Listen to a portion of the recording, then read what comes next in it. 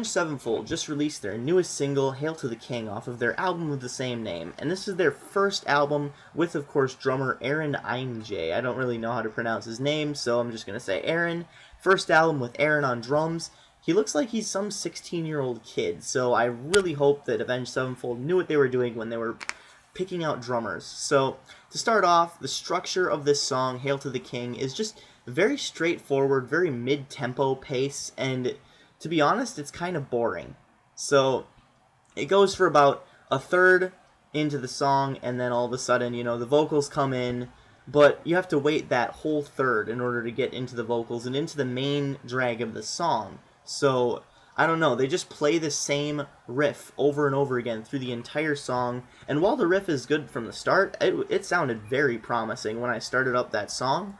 It's just, hearing it over and over and over again just didn't really do much for me. It was kind of boring, like I said. So the production of the song is really kind of thin, and it just sounds really flat. It sounds like they mudded everything together. The guitars sound really muddy, and it just has kind of like a behind a wall, kind of like you're listening to it from another room kind of thing. So if they boosted up the audio, maybe put the guitars in the front, some bass thrown in there, some drums, just standard production, that would work a lot better. So I don't really know what they were going for with this song. It just seems like kind of a contrived mess, and it just seems a little boring. I don't know. I'm not judging the rest of the album and what the rest of the album will sound like by this, but this was a really underwhelming single for me, especially with the drums. I mean, it's like hit, snare, and it's very just kind of lazy, to be honest. I don't know if Aaron wrote this, because I know he can play the songs live. He plays amazing live.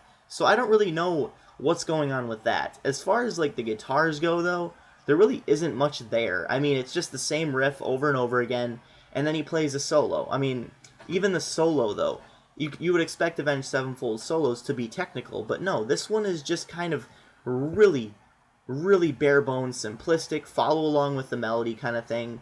Like, even bands that don't use solos, and if they want to use a solo, they'll put in a simplistic, melody to go along with the song. That's kind of what they're doing here. So I really don't know how to react to it, because this might not be the only thing that's on the album, the only kind of song. It probably won't be, but we'll just have to wait and see on that. I actually am very still, highly anticipating this album, because I actually really like Avenged Sevenfold, but lately they have been underwhelming in practically every level. I didn't really like Carry On that much, aside from the solos and everything, but even this song, I just, don't really know what else to say. It's just kind of meh to me.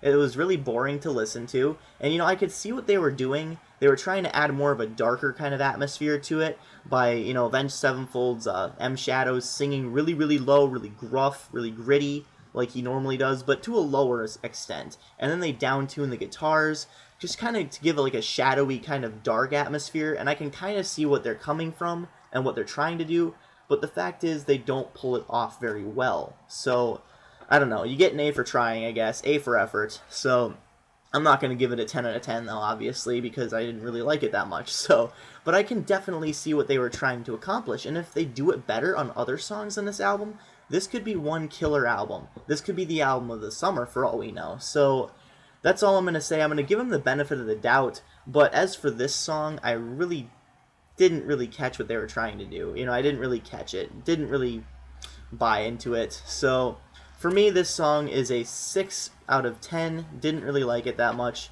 So thank you for watching. I really hope you understand what I'm going, what I'm coming from. Thank you very much. This is Midnight Strike 3625. Keep calm and rock on.